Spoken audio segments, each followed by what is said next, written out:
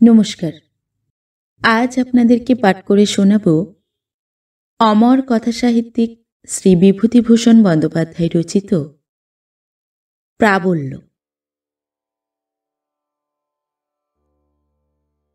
কথাটি শুনিয়া মন খারাপ হইয়া গেল। পাশের ঘরের বধূটির মেয়ের নাকি ভারী অসুখ। দিন 10 ধরিয়া লক্ষ্য করিতেছিলাম তাহার অনিন্দ সুন্দর হাস্যমুখর মুখখানি দুর্ভাবনার ছায়াপাতে ম্লান হইয়াছে। তাহার অনর্গল কলকণ্ঠ ক্ষান্ত হইয়াছে। সে প্রভাত হইতে রাত্রি 12টা পর্যন্ত আমার স্ত্রীর সহিত কত অসংখ্য গল্প করিত, হাসিয়া হাসিয়া খুন হইত। আজ দীর্ঘ 5 বৎসর যাবৎ তাহাদের সহিত তাল রাখিয়া আমাদের নিঃসন্তান সংসার জীবন বহিয়া যাইতেছিল। রমার বয়স বেশি নয়, বড়জোর বছর 21 হইবে। কিন্তু এই অল্প বয়সেই সে রীতিমতো পাকা গৃহিণী হইয়া উঠিয়াছে। তাহার কথায় এবং কর্মে সর্বত্র সেই আভাস পাওয়া যায়।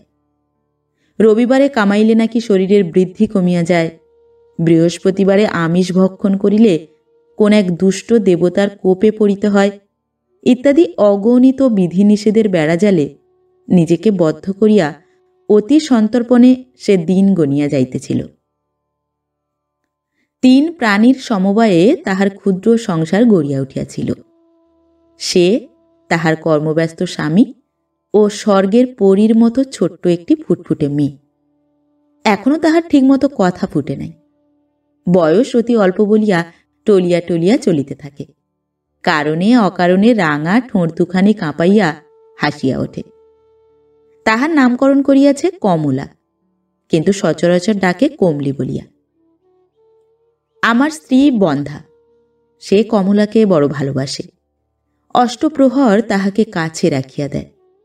তাহাকে খাওয়ানো, স্নান করানো, সমস্ত খুঁটিনাটির ভার আমার স্ত্রী স্বেচ্ছায় গ্রহণ করিয়াছে। সারাদিন সে আমাদের ঘরেই থাকে। রাত্রে তাহার মা আসিয়া ডাকে, কমলি কোথায় দিদি? স্ত্রী কহিল, ঘুমুচ্ছে ভাই। রমা বলিল, রাতেও রেখে দেবে নাকি? স্ত্রী কহিল, থাকতো যদি তো রাখতুম, কিন্তু ভাই রাত দুপুরে মার জন্যে যদি কাঁদে। রমা কহিল, অত আশকারা দিও না দিদি। স্ত্রী কহিল, আশকারা নয় ভাই, আশকারা নয়। তুমি ছেলে মানুষ, ছেলে মানুষ করার কি জানো? রমা খিলখিল করিয়া হাসিয়া উঠিল, কি মিথ্যুক তুমি দিদি! ছেলে মানুষ করার সবকিছু তোমার জানা আছে বুঝি? না জানি পেটের 5টা হলে কি দেমা কি না হতো। স্ত্রীর মুখ মুহূর্তের জন্য পাংশু হইল। তাহার বক্ষ দলিয়া পিষিয়া একটা দীর্ঘ নিঃশ্বাস বাহির হইল। রহস্যের ছলে কথাটি মুখ দিয়া বাহির হইয়া আর একজনকে যে এরূপভাবে আঘাত করিতে পারে রমা হয়তো তাহা জানিত না। ওই শব্দগুলি জোড়া দিয়া একটি যে বিশ্রী শ্রুতিকটু বাক্যের সৃষ্টি হইতে পারে তাহা রমার অবিদিত ছিল। সে অপ্রস্তুতে পড়িল। আমার স্ত্রীর হাত দুখানি চাপিয়া ধরিয়া করুণ সুরে মিনতি করিল, রাগ করলে দিদি? আমি না বুঝে একটা কথা বলে ফেলেছি। রমার কাতর মুখ দেখিয়া স্ত্রীর পাষাণ হৃদয় দ্রব হইল। সে ঠোঁটের ফাঁকে হাসি আনিয়া কহিল, ও মা, কি এমন মন্দ কথা বলেছ ভাই? ও আমার বরাত। তবে কি জানো, মেয়েটা আমায় একেবারে আষ্টে পিষ্টে বেঁধে ফেলেছে। রমা কহিল, ওর মা যে কে তাইও ভালো করে বুঝতে পারে না। আর জন্মে তুমি ওর মা ছিলে নিশ্চয়ই। স্ত্রী কহিল, মায়েরই বলছি, বিচ্ছেদ যদি আমাদের মধ্যে কখনো হয় তো তোমার আমার সঙ্গেই হবে। কমলি যেন তার মধ্যে জড়িয়ে না পড়ে, ও যেখানে খুশি থাকবে। রমা হাসিতে লাগিল, বলিল, এখন থেকে অত ভাবনা নেই তোমার দিদি, দেখে নিও, ও ঠিক তোমার কাছেই থাকবে। স্ত্রী কহিল, ওকে দুদণ্ড না দেখতে পেলে আমার বুকের ভেতরটা কেমন কেমন করে। আশ্চর্য হইয়া গেলাম।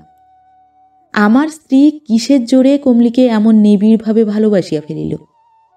কেমন করিয়া দিনে দিনে পলে পলে তাহার ঊষর বাৎসল্য বর্জিত জীবন মরুতে স্নেহপ্রেমের বিরাট মহীরুহ সৃষ্টি হইল? কেমন করিয়া তাহার নিষ্ফল হৃদয় নিঃস্বার্থভাবে শতপ্রণোদিত হইয়া একজন অচেনাকে দুহাত দিয়া আঁকড়াইয়া ধরিল। সত্য কথা বলিতে কি, স্ত্রী কমলিকে তাহার জননীর চেয়ে বেশি ভালোবাসিত বলিয়া বোধ হইত।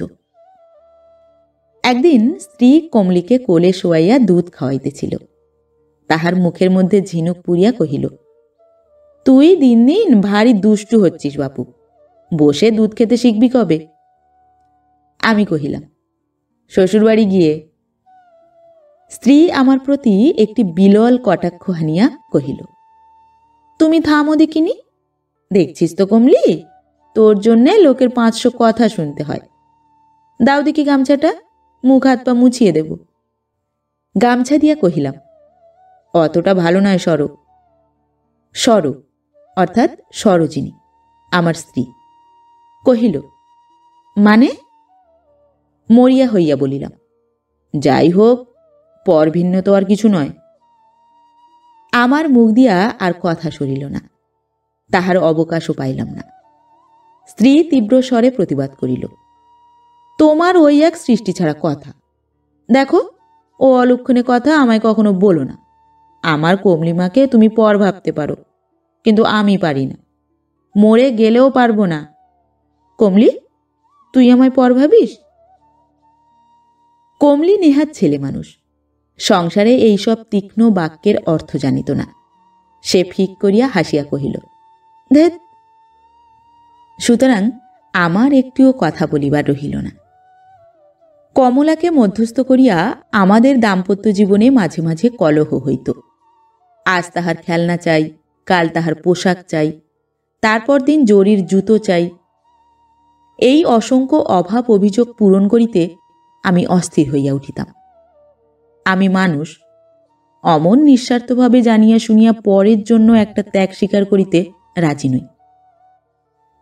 স্ত্রী কহিত, তোমার হাত দিয়ে যদি জল গলে। আমি কহিলাম, যেন জন্মে জন্মে না গলে। স্ত্রী কহিল, ছি ছি, লোকে বলবে কি?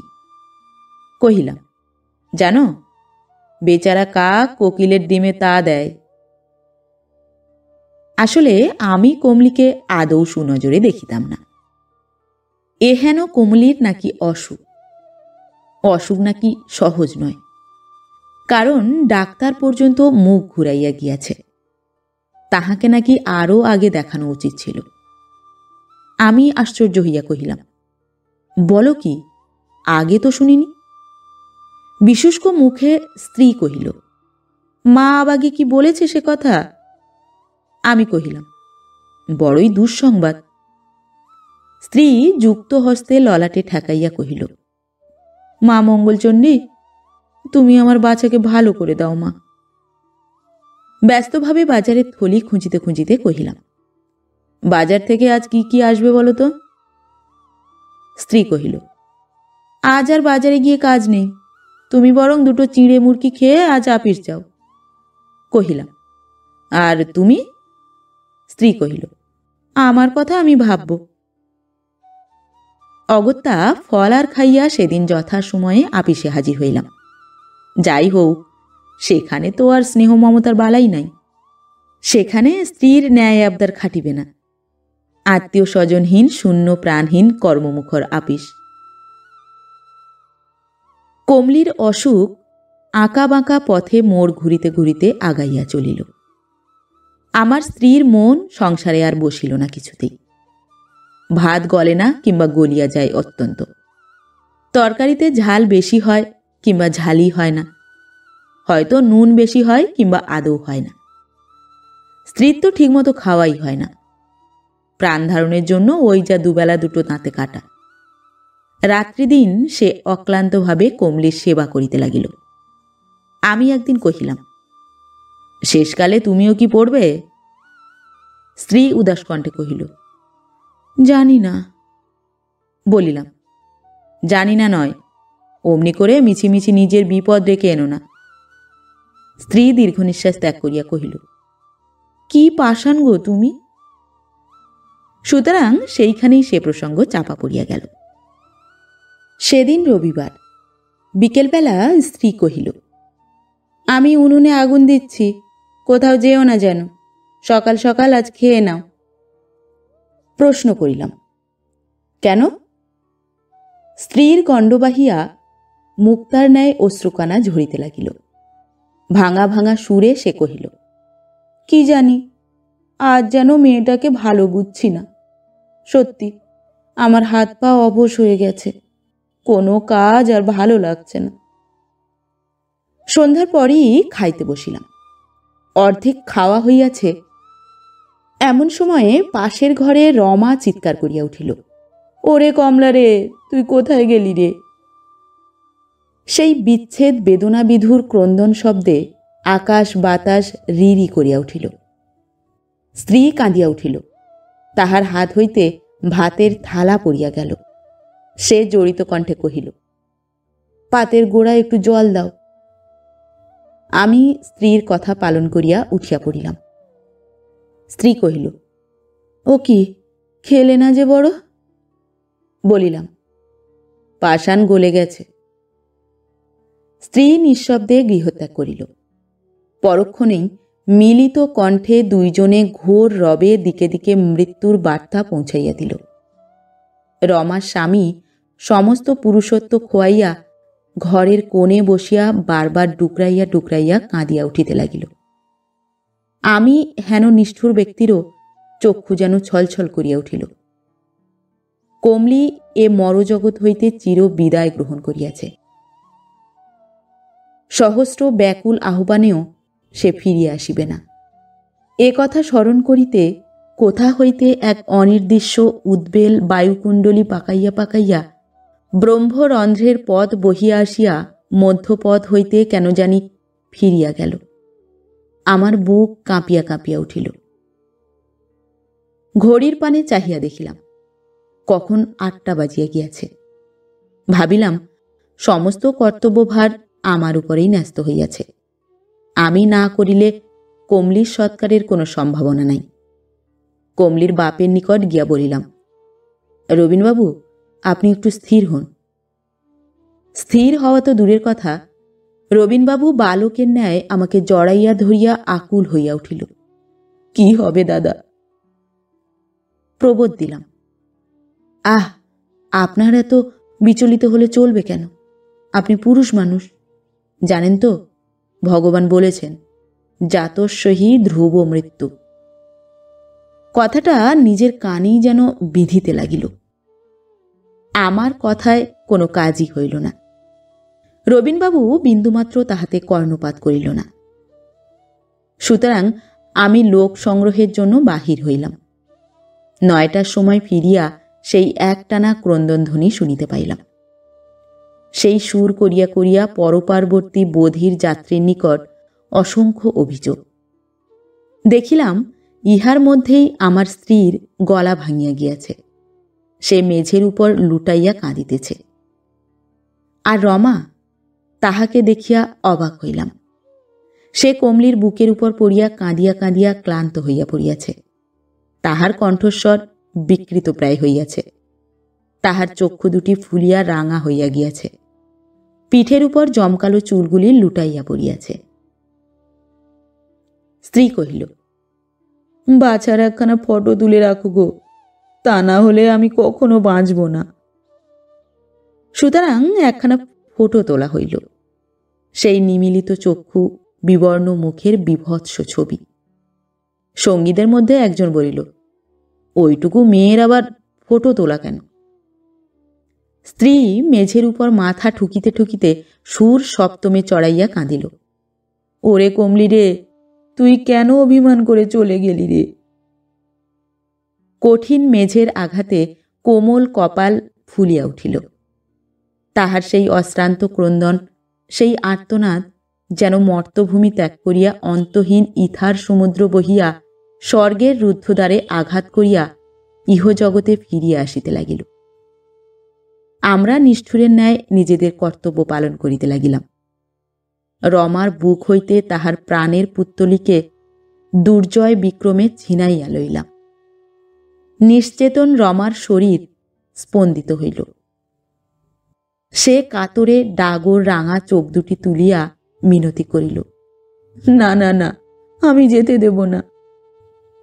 মুহূর্তের জন্য আমার হাত অবশ হইল, সমস্ত কর্মশক্তি শিথিল হইল। ভবতারণ কহিল, সব মাটি করে ফেলছ খুড়ো, পুরুষ মানুষের অত কোমল হলে চলে না, সরদিকিনি। রমা মা গো বলিয়া মেঝের উপর আছড়াইয়া পড়িল। আমার স্ত্রী ছুটিয়া আসিয়া আমাদের পা আঁকড়াইয়া ধরিল। কোথায় নিয়ে যাচ্ছ সোনামণিকে আমার? আমি প্রাণ থাকতে যেতে দেব না, তার আগে আমার মরণ হোক গে। তাহার কথায় কর্ণপাত করিলাম না, অবকাশও আর ছিল না। সকলেই এক বাক্যে স্বীকার করিল, হ্যাঁ, মার চেয়ে মেয়েটাকে বেশি ভালোবাসত সরোজিনী, আমার সহধর্মিনী। আঘাতটা নাকি তাহাকেই বেশি করিয়া হানা দিয়াছে। 7 দিন 7 রাত্রি ধরিয়া সরোজিনী একটানা সুরে শোক করিয়া চলিল। মুখে তাহার খাদ্য রুচিল না, রাত্রে ঘুমের ব্যাঘাত হইল। মধ্যাহ্নে সাংসারিক কর্মে অবহেলা করিয়া মাঝে মাঝে চিৎকার করিতে লাগিল। সেই ফোটোখানি বুকে চাপিয়া কমলিকে কত রূপে কত ছলে এই ধরাতলে পুনরায় ফিরিয়া আসিবার জন্য অনুরোধ করিতে লাগিল। তাহার ক্লান্তিহীন শোকের গভীরতা দেখিয়া আমারই ভাবনা হইল। একদিন বলিলাম, সর, তুমি একটা কথা শোনো। সে অশ্রুসজল চোখ দুটি তুলিয়া বলিল, কি? বলিলাম, নিজেকে তোমার বাঁচতে হবে। এমনি করে খাওয়া দাওয়া ত্যাগ করলে কি কমলি ফিরে আসবে? না আসতে পারে। সরোজিনী অসহায়ের মতো হতাশ সুরে বিষণ্ণভাবে বলিল, সত্যি আর সে আসবে না? বলিলাম, পাগল, কখনো কি কেউ এসেছে? তুমি জেনে শুনে এমন ছেলে মানুষের মতো কাজ করো। লক্ষ্মীটি আমার, কথা শোনো, দুটি খেয়ে নাও, কথার অবাধ্য হয়েও না। কত সাধ্য সাধনা করিলাম। আশপাশের কয়েকজন প্রতিবেশীরা আসিয়া অজস্র সান্ত্বনা দিতে লাগিল।